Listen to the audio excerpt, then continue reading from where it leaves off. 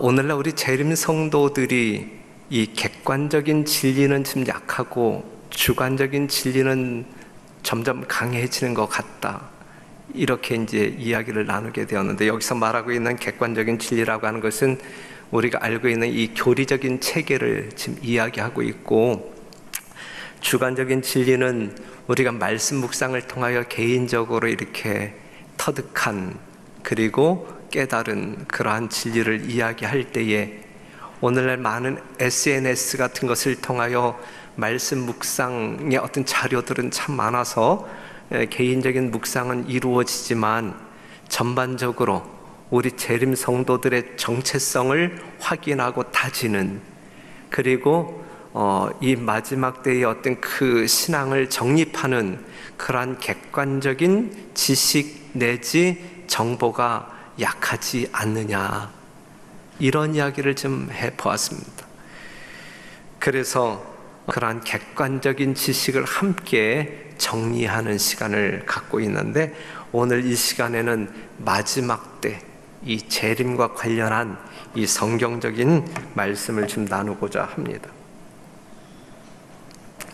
마태복음 24장 3절에 있는 말씀을 다 같이 읽고 시작하겠습니다. 시작. 예수께서 감람산 위에 앉으셨을 때에 제자들이 조용히 와서 가로되 우리에게 이르소서 어느 때에 이런 일이 있겠사오며 또 주의 임하심과 세상 끝에는 무슨 징조가 있사오리까 그랬어요. 자, 예수님 재림하게 되면 재림 성도들로서는 이미 아주 자세하게 상세하게 알고 있는 내용들이죠. 하지만 이 시간에 똑같은 이미 여러분들 머릿속에 입력되어 있는 성경절이 나온다 할지라도 재정리하는 그러한 시간으로 소중하게 지내게 되기를 바랍니다. 일단 마태복음 24장 3절에 있는 말씀을 보게 되면 예수님의 재림과 이 세상 끝의 사건은 동일한 사건이라고 하는 사실을 우리는 하나 정리할 수 있어요. 이 세상의 끝은 이 세상의 자연재해라든지 핵전쟁이라든지 고갈 문제라든지 환경 파괴라든지 이러한 것으로 이르러 오는 것이 아니라 예수님 재림으로 말미암아 이르러 온다라고 하는 사실, 그렇기 때문에 여러분들이 생각하실 때에 이 세상에서 일어나고 있는 여러 가지 일들이 이 세상의 끝을 향하여 가고 있다, 그것이 정말 어떤 그 피부적으로 느껴진다라고 생각하면, 그러한 것으로 인하여 이 세상이 끝나기 전에 예수님 재림하신다, 다시 오신다라고 하는 생각을 가지시면 틀림없는 생각이라고 확신합니다. 여러분들이 아시는 대로 이 예수님의 재림에 대한 약속은 요한복음 14장 1절에서 3절 예수님께서 친히 하신 말씀, 마음에 근심하지 말라, 하나님을 믿으니 또 나를 믿으라. 그러면서 3절에서 가서 너희를 위하여 처소를 예비하면 내가 뭐하여 다시 와서 너희를 내게로 영접하여 나 있는 곳에 너희도 있게 하려. 여기서 내가 다시 와서라고 하는 말이 재림이라고 하는 말이죠. 재림. 사도행전 1장 9절에서 11절에 있는 말씀을 보게 되면 제자들이 보는 중에 이제 예수님이 하늘로 승천하시죠. 그때에 두 천사가 나타나서 하늘을 멍하니 쳐다보고 있는 제자들에게 하늘로 가심을 본 그대로 예수님이 다시 이 땅에 오실 것이다 라고 증언하고 있어요.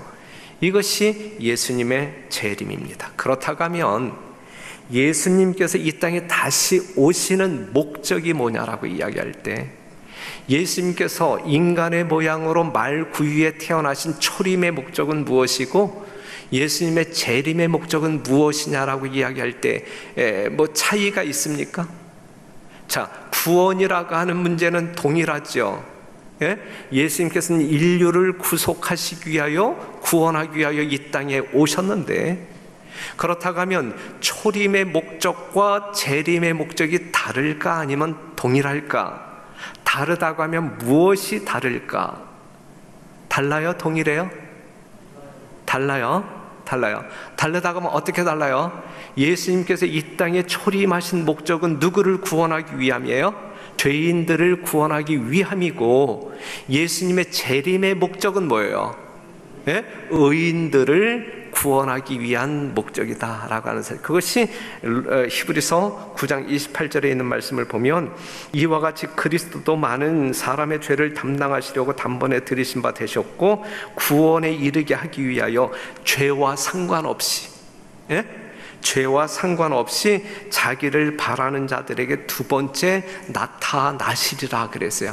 죄와 상관없는 사람들을 하늘로 데려가시기 위하여 예수님이 두 번째 나타나시는데 이걸 재림이라고 이야기하고 재림의 목적이라고 말할 수 있다 이것이죠. 예수님께서 재림하시는 목적은 죄인 구원이 아니라 의인 구원이에요. 여기서 말하고 있는 의인이라고 하는 것은 예수님이 있느냐 없느냐, 예수의 공로를 의지함으로 말미암아 의인 되었느냐 여전히 죄 가운데 있느냐, 이러한 차이를 가지고 분별할 수 있습니다.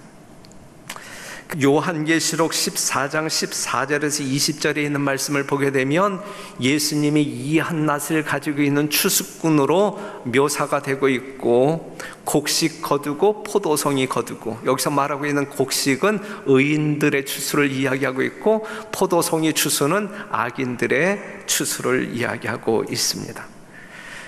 그렇다고 하면 예수님께서 의인들을 구원하실 때 이 구원의 방법이 뭐냐, 이 방법이 요한복음 5장 28절 29절에 있는 말씀을 보게 되면 무덤 속에 있는 그리스도인들이 있는데, 무덤 속에 있는 의인들이 있는데 이러한 사람들을 어떻게 구원할 것이냐, 29절에 있는 말씀을 보게 되면 생명의 부활을 통하여, 그쵸? 생명의 부활을 통하여. 데살로니가 전서 4장 16절 이하에 있는 말씀을 보게 되면 주께서 오실 때 그리스도 안에 있는 자들이 먼저 뭐하고 일어나고 부활이죠. 이거는 예수님의 재림을 기다리는 사람들은 어떠한 신앙이 확고해야 돼요? 부활의 신앙이. 예수님의 하늘로 승천하신 이후에 예수님의 제자들에 의하여 땅끝까지 복음이 증거되어지는데 그 복음의 핵심이 뭐예요? 부활이에요. 예수님의 죽으심과 예수님의 부활이에요. 우리는 만약에 부활이 없다고 하면 이 땅에서 더욱 불쌍한 자가 누구라 그랬어요? 우리들이라 그랬어요. 우리는 부활을 확실하게 믿는 사람들, 예수를 믿음으로 말미암아 부활에 대한 확신이 있다고 하면 이 땅에서의 죽음을, 잠으로 비유된 죽음을 두려워하지 아니하는 재림 성도들이 되기를 간절히 바랍니다. 그렇기 때문에 여러분들이 이 땅에서 맞이할 그 죽음을 진정한 재림 성도의 아름다운 정말 확고한 믿음의 표현 속에 이렇게 가시게 되기를 바랍니다. 그러면서 이제 부활되어진 성도들을 우리 주님께서는 고린도전서 15장 51절에서 53절에 있는 말씀을 보게 되면 52절 나팔소리가 나며 죽은 자들이 썩지 아니할 것으로 다시 살고 우리도 변화하리라 그랬어요. 여기서의 호련한 변화는 사망할 그러한 사람이 아닌 결코 죽지 아니할 영원한 생명을 본질로 담는 그러한 변화를 이야기하고 있습니다. 그러면 예수님께서는 어떠한 방법으로 이 땅에 다시 오실 것이냐라고 이야기할 때 요한계시록 1장 7절 있는 말씀을 보면 볼지어다 무엇을 타고 오시리라 그랬어요? 구름을 타고 오시리라 그랬고, 하늘로 가심을 본 그대로 오시기 때문에 예수님이 영으로 재림하실까 하냐면 육을 입은 상태로 여러분들과 똑같은 어떤 그 육신을 가지고 이 땅에 재림하실까요? 육신을 입고 오신다. 이 재림과 관계되어진 일로 인하여 여러분들이 결코 미혹당하지 말아야 돼. 지금 우리 부활에 대해서 이야기했기 때문에 영혼불멸에 대해서 결코 미혹당하지 말아야 되는 것이고, 우리가 이 예수님 재림하실 때에 이 육의 모습을 가지고 재림할 것이기 때문에 이미 예수님이 오셨네 안 오셨네 이러한 이상한 이야기에 미혹당해서도 안 되는 것이고, 그렇죠? 그 다음에 어떠한 사람이 나타나고 내가 재림한 예수다라고 이야기하는 그러한 이설에 빠져서도 안 되는 것이고, 그냥 단순한 성경절 몇 개만 우리가 분명하게 확신한다 할지라도 이 재림에 대한 신앙을 우리가 확고하게 정리할 수 있음에도 불구하고 오늘날 많은 사람들이 미혹당하는 것은 정말 지식이 없어서 미혹당하고 망함의 길로 가고 있는 것임에 틀림이 없습니다. 마태복음 24장 30절에 있는 말씀을 본다 할지라도 그때의 인자의 징조가 하늘에서 보이겠고 그때의 땅의 모든 족속들이 통곡하며 그들이 인자가 무엇을 타고 구름을 타고 능력과 큰 영광으로 오는 것을 보리라 그랬어요. 예수님의 재림은 말 구유에 태어나셨던 그 초림과는 좋게 비교할 수 없는 아주 광희찬란한 영광 중에 천군 천사들의 호의 속에 아주 호령과 천사장의 나팔 소리와 같이 임하게 될 것이다라는 사실, 우리는 그 영광스러운 예수님의 재림을 곧 보게 될 것이다라는 사실이죠. 재림의 시간에 대해서는 여러분들이 아시는 바대로 그날과 그때는 아무도 모른다 그랬어요. 그래서 시기를 정하는 것은 이거는 성서적인 가르침이 아닌 여러분들을 미혹하기 위한 사단의 술수임을 기억하게 되시기를 바랍니다. 다시 한번 마태복음 24장 3절에 있는 말씀을 보게 되면 주의 임하심과 세상 끝에는 무슨 징조가 있사오리까? 예수님 재림하시기 전에 재림을 알릴 수 있는, 우리가 자각할 수 있는 뭐가 있을 것이다? 징조가 있을 것이다 라는 사실이죠. 자, 그러면 성경에서 말하고 있는 마지막 때 또는 말세, 종말이라고 하는 것은 언제를 이야기하는? 지금 우리 말세에 살아가고 있습니까? 왜 우리는 지금을 말세라고 이야기하죠? 성경에 지금을 말세라고 이야기했나요? 그냥 되어지는 거 보니까는 그냥 말세인 것 같으니까 말세라고 이야기하는 것인가요? 아니면 성경에서 지금은 말세다라고 이야기하고 있기 때문에 말세라고 이야기하고 있는 것인가요? 예? 예수님의 재림으로 세상은 끝이 납니다. 그때가 세상의 마지막이고 종말이고 말세입니다. 세상의 마지막, 예수님의 재림을 알리는 징조가 있을 것이라 이야기했어요. 그런데 성경을 보게 되면 숫자적인 예언이 있고 문자적인 예언이 있어요. 아시는 바대로 숫자적인 예언은 다니엘서나 요한계시록에 집중되어 있는 70주일이라든지 1260일이라든지 42달이라든지 2300주야라든지 이 숫자와 관련되어진 예언, 이걸 숫자적인 예언이라고 하고, 문자적인 예언은 예수님의 징조, 재림의 징조들이 이렇게 표현되어진 그러한 어떤 그 예언들을 문자적인 예언이라고 말할 수가 있겠죠. 그렇다고 하면 이 숫자적인 예언과 이 문자적인 예언의 조화가 있어야 돼요. 그러면 성경을 통하여, 우리가 숫자적인 예언을 통하여 말세, 마지막 때에는 언제부터라고 이야기하고 있는가 이것이죠. 성서적으로 이야기할 때 마지막 때는 언제부터예요?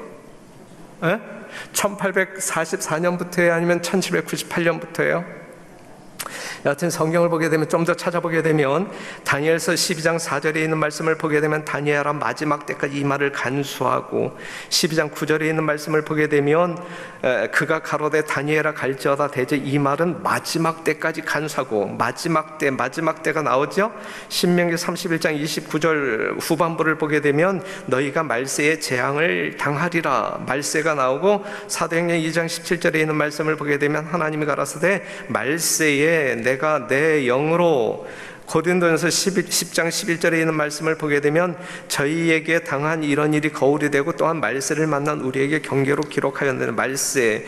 디모데후서 3장 1절에도 말세에 고통하는 때가 이르리니, 야고보서 5장 3절 말세에 재물을 쌓아도다 그랬고, 베드로전서 1장 5절에 있는 말씀을 보게 되면 너희가 말세에 나타내기로 예비하신 구원을 얻기 위하여, 베드로전서 1장 20절에 있는 말씀 보면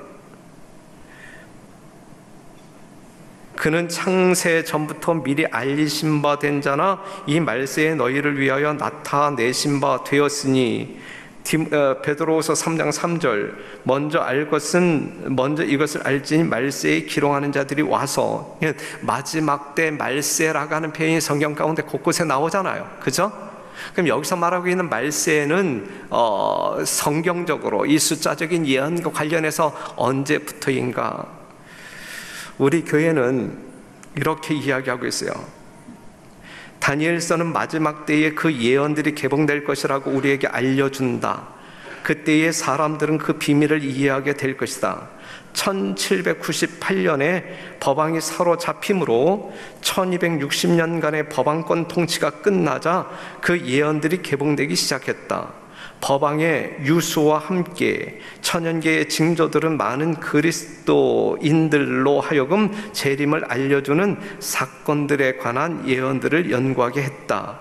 그 결과로 이런 예언들을 심도 있게 이해하게 되었다 그랬거든요. 1798년에 법왕이 사로잡힘으로 1260년간의 법왕권 통치가 끝나고 그 예언들이 개봉되기 시작했다 그랬고, 그 다음에 1260년 기간의 끝인 1798년에 시작되는 마지막 때라고 부르는 시기 동안에 서론적인 일반적인, 그러니까 우리가 성경을 보게 되면 1798년 1260년이 끝나는 1798년을 이제 말세의 시작으로 본다 이거죠. 무슨 말씀인지 이해가 됐습니까? 예.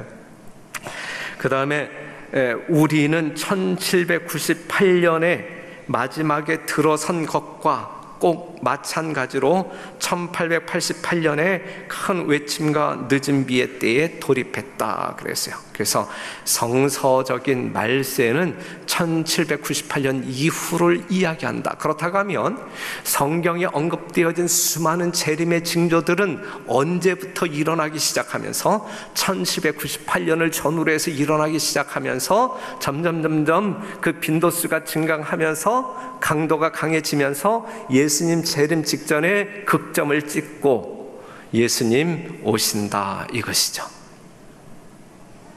이렇게 정리하면 되겠습니다.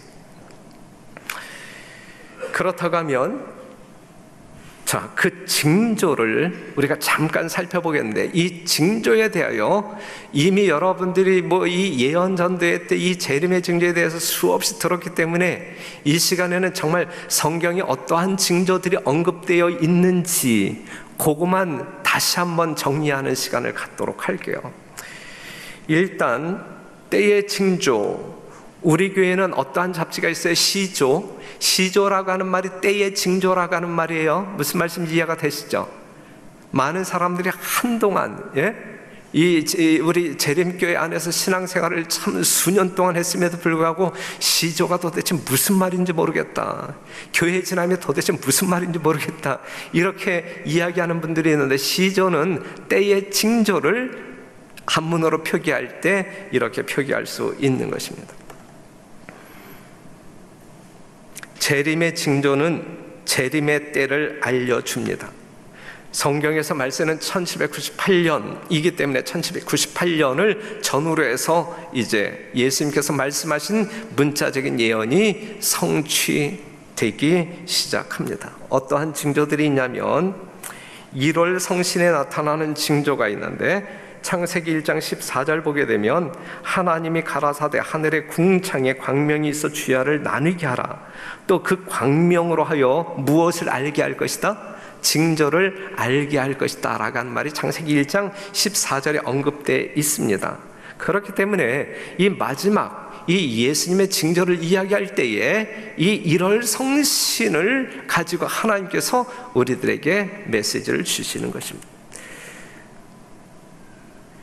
누가복음 21장 25절 보게 되면 1월 성신에는 무엇이 있겠고 징조가 있겠고, 그러면 어떠한 징조가 있냐면 마가복음 13장 24절에 그때에 그 환난 후 해가 어두워지며 달이 빛을 내지 아니하며 별들이 하늘에서 떨어지며 하늘에 있는 권능들이 흔들리리라 그랬어요. 똑같은 예언이 요한계시록 6장 12절에서 13절에 여섯째 인을 떼실 때에 이것이 또 반복적으로 강조가 되고 있어요.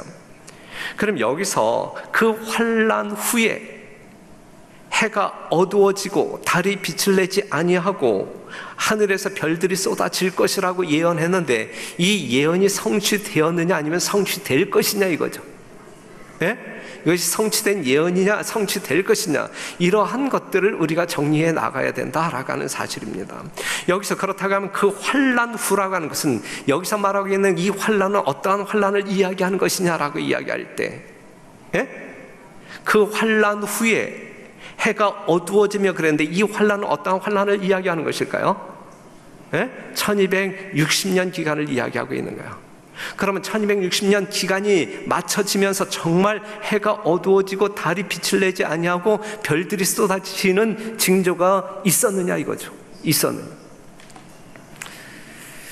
해가 어두워지고 달이 빛을 내지 아니할 것이다 라고 하는 것은 이 예언은 1780년 5월 19일에 성취되었다라고 대쟁2에 언급되고 있습니다. 성취된 거예요. 성취되어진 예언. 별들이 쏟아질 것이다.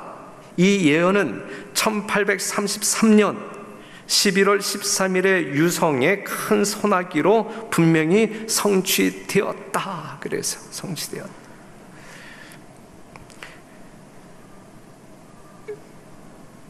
정리가 되십니까? 정리해요. 지금 여러분들은 지금 나름대로 이 객관적인 진리를 정리하면서 여러분들의 신앙을 세워 나가야 합니다. 그 다음에 자연계에 일어나는 징조들을 살펴보면 누가복음 21장 11절에 처처에 큰 지진과 기근과 온역이 있겠고 또 무서운 일과 하늘로서 큰 징조들이 있으리라. 그러면서 누가복음 21장 25절에는 이제 땅에서 민족들이 바다와 파도의 우는 소리를 인하여 혼란한 중에 곤고하리라 그랬거든요. 정리한다고 하면 처처에 무엇이 있을 것이고 지진이 있을 것이고 처처에 기근이 있을 것이고 처처에 온역이 있을 것이고 바다와 파도의 우는 소리가 있을 것이다 그랬어요. 지금 이러한 예언이 있는데 여러분들이 오늘날 이 세상에 일어나고 있는 수많은 일들을 통하여 볼 때에 우리는 이러한 어떤 그 징조들을 기다려야 할까, 아니면 이 징조들이 이미 성취되어진 그 시대에 살아가고 있는 것일까? 여러분들의 결론은 어떠합니까? 에? 우리는 이미 성취되어진 처처의 지진이 있을 것이다. 우리나라만 본다 할지라도, 우리나라만 본다 할지라도 우리나라 지질학자들이 몇 년 전에만 해도 이렇게 논문을 발표하게 되면 우리나라는 이 신생대 제3기에 형성된 지질 구조를 가지고 있기 때문에 다른 나라, 주변 나라에서 지진이 일어난다 할지라도 우리나라는 안전하다라고 이야기했거든요. 그런데 요즘 상당히 지진의 빈도수도 많아지고 있고 강도도 강해지고 있고 지금 그렇잖아요. 처처에 만약에 사람들이 생각하는 것처럼 일어날 곳에서 일어나고 일어나지 않을 곳에서 안 일어난다고 하면 그건 뭐 징조라고 말하기도 어렵겠죠. 하지만 사람들이 생각할 때 일어날 수 없는 곳에서도 일어난다라고 하게 되면 처처에 라고 하는 말이 이제 하나님의 섭리 가운데 이루어지는 것이라는 말이죠. 처처에 기근이 있을 것이다. 예? 계속되어지는 가뭄, 계속되어지는 인구 증가, 도처에서 일어나고 있는 수많은 자연재해들로 인하여 굶어 죽는 사람들이 얼마나 많아요, 세계적으로. 여러분들은 얼마나 복된 사람들이에요. 지금 굶어 죽는 사람 아무도 없잖아요. 아무리 가난해도 국가에서 한 달에 쌀 한 푸대씩 지원함으로 말미암아 굶어 죽을 사람 아무도 없어요. 지금 우리나라의 이 재림 성도들이 일용할 양식을 달라고 기도할 사람은 아무도 없을 거라고 생각이 되어져요. 이 대한민국 땅에 살고 있는 사람들, 일용할 양식을 달라고 기도해야 할 사람들이 어디에 계세요? 하지만 우리나라는 그렇지만 세계적으로 볼 때 얼마나 많은 사람들이 기아로 죽어가고 있느냐 이거예요. 처처에 온역이 있을 것이다. 에볼라라든지 니파라든지 콜레라, 광우병, 조류독감, 사스, 가면 갈수록 에이즈, 바다와 파도의 우는 소리, 해수면이 상승함으로 말미암아 그냥 나라가 없어지고 섬이 없어지고, 쓰나미가 몰려옴으로 말미암아 수많은 사상자들을 내고, 이것이 우리가 살아가고 있는 이 시대의 재림의 징조 아닙니까? 이사야 51장 6절에 있는 말씀 보면 너희는 하늘로 눈을 들며 그 아래의 땅을 살피라. 하늘을 살피고 땅을 살피라. 하늘이 연기같이 사라지고, 오존층이 사라진다라고 대입해도 되겠죠. 땅이 옷같이 헤어지며 거기 거한 자들이 하루살이같이 죽으려니와 나의 구원은 영원히 있고 나의 의는 폐하여지지 아니하리라 그랬어요. 지금 이 지구가 너덜너덜해지고 있는 거예요. 너덜너덜해지고 있어요. 이때에 요한계시록 11장 18절에 있는 말씀을 보면 또 땅을 망하게 하는 자들을, 땅을 망하게 하는 자들을 멸망시킬 때가 되었다라고 이야기하고 있는 것이죠. 오늘 우리가 경험하고 있는 수많은 재앙들, 이것이 누구로 인하여 비롯된 거예요? 사람들, 죄인들로 말미암아 비롯된 것이거든요. 자, 여기에서 그냥 한 면만 이제 살펴본다고 하면 자연재해 유형 및 연도별 발생 경향인데, 여기에서 제가 여러분들에게 던지고 싶은 메시지는 무엇이냐면 이 그래프의 상승폭을 보라. 이거 상승폭. 옛날에는 별반 눈에 띄지 않았던 이러한 자연재해들이 지금 2000년대 들어서 얼마나 급상승하고 있느냐. 지금 이야기하고 있는 모든 재림의 징조들의 어떤 그 빈도수를 연도별로 이렇게 측정하게 될 때, 이 그래프화 할 때는 이런 식의 그래프가 만들어져요.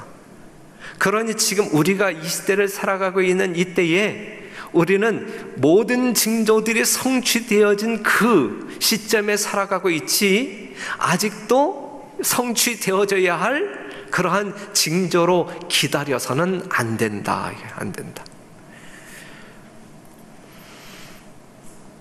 국가와 민족 간에 나타나는 징조, 민족이 민족을, 나라가 나라를, 일단 우리나라도 지금 이제 고민하고 있는 난민 문제 하나만 본다 할지라도 이 성경절이 얼마만큼 피부적으로 와닿는지 이해할 수 있을 거라 생각합니다. 인류 사회에 나타나는 징조, 마태복음 24장 12절에 있는 말씀을 보면 불법이 성함으로 많은 사람의 사랑이 식어지리라 그랬습니다. 하나님의 법이 유린당함으로 말미암아 사람들의 심령 가운데 사랑이 온데간데 없이 사라지고, 사랑이 없는 사람들에 의하여 여러 가지 범죄들이 나타나고 있잖아요. 각종 범죄, 가정 파탄, 경제 사회에 등등. 누가복음 17장 26절에서 37절과 마태복음 24장 37절에서 39절에 있는 말씀을 보게 되면 예수님의 재림의 때는 누구의 때와 같을 것이고 노아의 때와 같을 것이고 롯의 때와 같을 것이다 그랬어요. 그러면 여기서 단면적으로 보여주는 것 중에 하나가 뭐냐면 유다서 1장 7절인데 소돔과 고모라와 그 이웃 도시들도 저희와 같은 모양으로 간음을 행하며 다른 색을 따라가다가 영원한 불의 형벌을 받음으로 거울이 되었느니라 그랬어요. 노아 당시에 홍수로 인하여 이 지구가 멸절되었고, 롯 시대에 소돔과 고모라라고 하는 이 부분적인 성이 불로 심판을 받았는데, 이 마지막 때 예수님 재림 직전 이 지구가 노아의 때와 같을 것이고 롯의 때와 같을 것이다 그랬어요. 그것은 불법이 성함으로 말미암아 사랑이 식어진 사람들 속에서 나타나는 이 부도덕을 이제 묘사하고 있잖아요. 이 부도덕의 극치가 무엇이냐면 동성연애예요. 동성연애. 우리가 유다서 1장 7절에 있는 말씀은 창세기 19장에 있는 소돔과 고모라 성이 멸망할 때에 멸망할 수밖에 없었던 그 이유를 단적으로 보여주면서 이 소돔과 고모라 성이 이것 때문에 망했는데 이 마지막 시대를 살아가고 있는 우리들에게 거울이 되었다라고 이야기하고 있거든요. 그렇다고 하면 여러분들이 지금 어떠한 재림의 징조를 기다리면서 예수님의 때가 아직 멀었네 라고 여유 있게 살아가겠느냐 이거예요. 예? 오늘날 세계적으로 동성연애를 합법화시키고 동성끼리의 결혼도 법제화시키고 이러한 시대에 우리가 살아가고 있는데, 에이즈가 많은 사람들에게 공포로 다가가고 있는데, 이러한 시대를 우리가 다가가고 있는데 여러분들은 어떻게 얼만큼 감각하면서 오늘을 살아가고 있느냐. 예수님과 재림, 예수님과 관계 있는 성도들로 살아가느냐, 아니면 재림 성도라고 하는, 재림교회라고 하는 이름은 가졌지만 재림과는 전혀 상관없는 사람으로 살아가고 있느냐. 이것이 이제 우리들에게 문제가 되는 것이거든요. 디모데후서 3장 1절에서 5절에 있는 말씀을 보면, 내가 이것을 알라 말세에 고통하는 때가 이르리니 사람들은 자기를 사랑하며 돈을 사랑하며 자긍하며 교만하며 회방하며 부모를 거역하며 감사치 아니하며 거룩하지 아니하며 무정하며 원통함을 풀지 아니하며 참소하며 절제하지 못하며 살아오며 선한 것을 좋아 아니하며 배반하여 팔며 조급하며 자고하며 쾌락을 사랑하기를 하나님 사랑하는 것보다 더하며 경건의 모양은 있지만 경건의 능력은 부인하는 자니 이 같은 자들에게서 내가 돌아서라 그랬거든요. 지금 여기 이렇게 5절에 걸쳐서 수많은 이야기들을 하고 있는데 성취되지 아니한 예언이 있으면 한번 이야기해봐요. 여러분들이 이건 아직 내가 경험하지 못했다, 이건 아직 멀었다, 그렇기 때문에 예수님의 재림이 아직 지체될 것이다, 이렇게 생각할 수 있는 성경절 있으면 한번 여러분들이 뽑아서 이야기해봐요. 자기를 사랑하며 돈을 사랑하며, 돈 때문에 자식도 죽이고 부모도 죽이고 그러한 세대 아닙니까? 그렇죠? 더 무엇을 보아야 예수님 오실 때가 다 됐다라고 여러분들이 감각하시겠습니까? 그러면서 이제 종교계에 나타나는 두 징조가 있는데, 첫째는 거짓 선지자와 그리스도가 이제 나타날 것이다. 그래서 4절에 예수께서 대답하여 가라사대 너희가 사람의 미혹을 받지 않도록 주의하라 그랬어요. 11절 거짓 선지자가 많이 일어나 많은 사람을 미혹하게 하겠으며, 24절 거짓 그리스도들과 거짓 선자들이 일어나 큰 표적과 기사를 보이게 할 수만 있으면 택하신 자들도 미혹하게 하리라 그랬어요. 성도 여러분, 재림 성도들, 하나님께서 이 마지막 시대를 위하여 택하신 남은 백성들, 제7일 안식일 예수 재림교인들, 여러분들을 풀어놓아 복음을 증거하게 하지만, 여러분들이 복음을 증거할 때에 여러분들이 증거하는 그 하나님의 살아있는 거룩한 진리가 이 세상 사람들의 심령을 울리면서 그들을 회개로 주님께로 나오게 만듭니까? 만약에 그렇지 아니하고 여러분들이 증거하는 증언의 기별이 세상 사람들에게 먹혀 들어가지 않는다고 하면 그 이유는 둘 중에 하나예요. 둘 중에 하나. 우리가 전도하지 않기 때문에 영혼들이 하나님께로 나오지 않는 것. 하지만 전도는 열심히 하는데 회심하는 영혼들이 적다고 할 때에는 이미 이 세상을 거짓 그리스도와 선지자들에 의하여 사단이 장악하고 있다라는 또 다른 증거. 그렇죠? 예. 우리가 후에도 공부하지만 큰 바벨론이라 일컬음을 받는 로마 교황권에 의하여, 그리고 이 로마 교황권의 이 거짓된 가르침, 이 영혼들을 취하게 만드는 섞인 잔, 맹목적으로 쫓아가는 수많은 배도한 개신교도들에 의하여 이 세상이 완전히 장악되지 않았습니까? 이것이 이 예언 성취 아니고, 뭐 이만희 같은 사람이 나타나서 내가 예수야 이래야 거짓 그리스도인가요?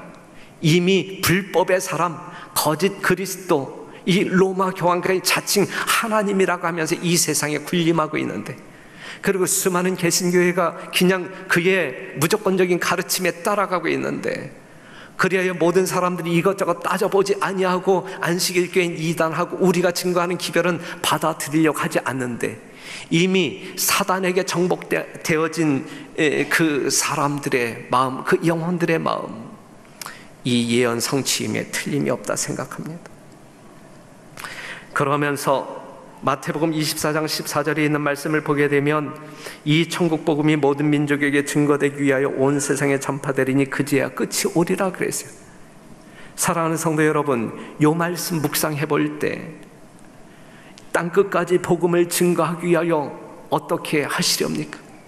오직 이 세상에 영원한 복음을 증거할 수 있는 사람은 여러분들밖에 없는데, 그런데 지금 우리들의 상태로 볼 때에 우리들의 어떤 그 열정으로 땅끝까지 복음이 증거될 거라고 자신하십니까?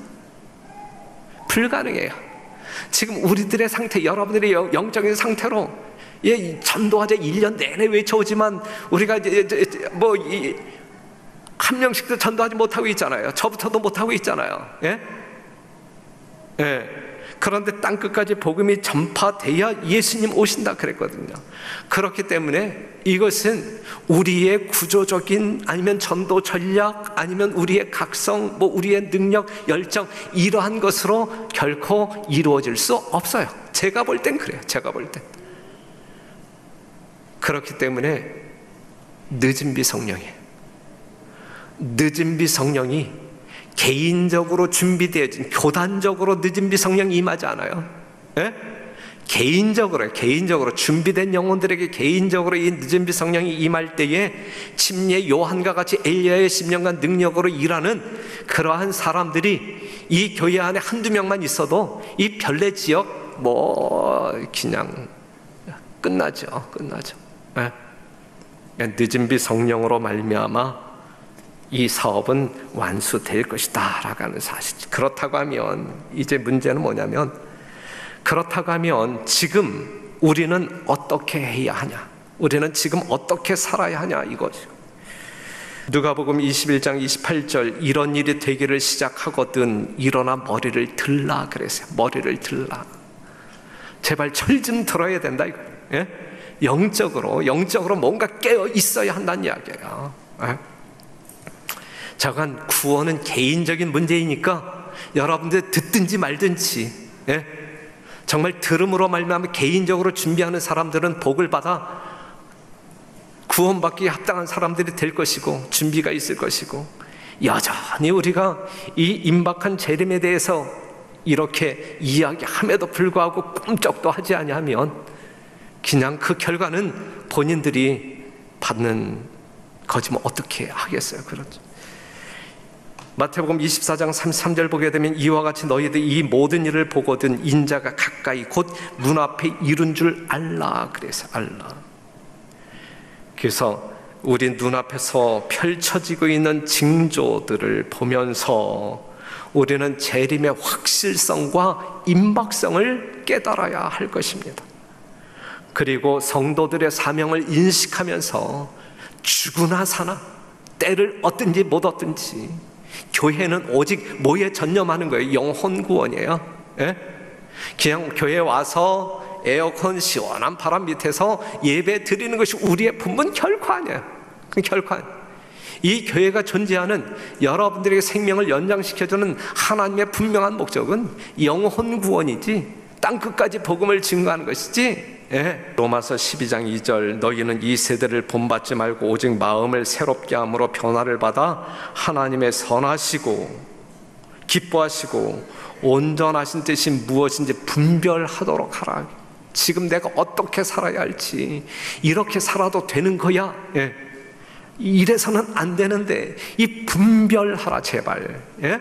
이 마지막 이 시점에 우리는 어떻게 살아야 할지 하나님의 뜻이 무엇인지 분별하도록 하라 그랬어요.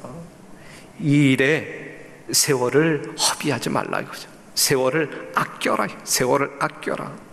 그래서 시편 90편 10절에서 12절에 있는 말씀 보면 우리에게 우리의 날 계수함을 가르치사 지혜의 마음을 얻게 하소서 그랬거든요. 세월을 아껴야 합니다. 아껴야 합니다. 더 늙기 전에 우리가 세월을 아껴야 합니다. 누가복음 17장 23절, 이 시절을 사는 우리들에게 주님께서 하신 말씀이 뭐냐면 롯의 철을 뭐 하라 그랬어요? 기억하라. 롯의 철을 기억해서 뭐 하란 이야기? 예? 뭐 하란 이야기? 예, 롯의 처와 같이 되란 이야기야, 말란 이야기예요? 말란 이야기예요. 그가 왜 소금 기둥이 되었는지 그 원인을 분석하고 너는 소금 기둥이 되지 말란 이야기예요. 예? 왜 소금 기둥이 되었는지 알잖아요. 뒤를 쳐다보아서 자꾸 세상을 쳐다보았단 말이에요. 세상에 뭐가 있었기 때문에, 재물이 있었기 때문에. 재물이.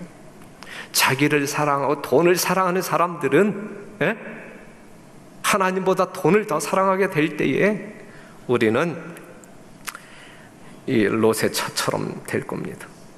히브리서 3장 1절 다 같이 시작. 그러므로 함께 하늘의 부르심을 입은 거룩한 형제들아, 우리의 믿는 도리의 사도시며 대제사장이신 예수를 깊이 생각하라. 이 시대에 우리는 누구를 깊이 생각하자? 예수를 깊이 생각하자. 이제 나중에 공부하지만 우리가 지성소, 대속죄일, 조사 심판에 대해서 공부할 때 예수를 깊이 생각하는데 어떠한 예수를 깊이 생각하자? 하늘 지성소에서 마지막 속죄를 위하여 대제사장으로 우리를 중보하시는 여러분들이 의인들, 예수 그리스도의 보혈 때문에 구원받아야 할 사람들이라고 하나님 앞에 강력히 변호하시는 그 예수님을 깊이 생각하라. 이 예수를 깊이 생각할 때에 우리는 구원에 대한 확신을 갖게 될 것이고 여러분들의 삶은 평화와 기쁨으로 가득 차게 될 것입니다. 그리고 주님께서 하신 말씀, 모이기를 패하는 어떤 사람들의 습관과 같이 하지 말고 오직 권하여 그날이 가까움을 볼수록, 그날이 어떠한 날, 예수님 오심의 날, 재림의 날이 가까움을 볼수록 더욱 뭐 하자 그랬어요? 모이기에 힘쓰자 그랬거든요. 명심하셔야 할 성경절 누가복음 20장, 저희를 보시며 가라사대 그러면 기록된 바 건축자들의 버린 돌이 모퉁이의 머릿돌이 되었느니라 하며 어찌 미뇨. 18절, 무릇 이 돌 위에 떨어지는 자는 깨어지겠고 이 돌이 사람 위에 떨어지면 저를 가루로 만들어 흩으리라 하시니라 그랬어요. 우리는 돌 위에 떨어져 뭐 해야 할 사람들? 깨어져야 할 사람들. 차일피일 미루면서 세월을 허비하면서 그러다가 주님 오실 때 돌이 우리 위에 떨어진다고 하면 우리는 아무런 희망이 없는, 멸절할 수밖에 없는 사람이 되는 것이거든요. 돌이 우리 위에 떨어지기 전에 우리가 돌 위에 떨어져 예수님께 달려가 예수님의 인격, 죄 없는 인격과 부딪힘으로 말미암아 죄 있는 나의 인격이 깨어짐으로 말미암아 새 생명으로 거듭나는 역사가 오늘 우리들에게 있어야 한단 말이죠. 이 이야기가 뭐냐면 사도행전 2장 37절이에요. 저희가 이 말을 듣고 마음에 찔려 마음이 깨어져서, 양심이 깨어져서 베드로와 다른 사도들에게 물어 가로되 형제들아 우리가 어찌할꼬. 베드로가 가로되 너희가 회개하여 각각 예수 그리스도의 이름으로 침례를 받고 죄사함을 받으라. 그러면 성령을 선물로 받으리니 그랬거든.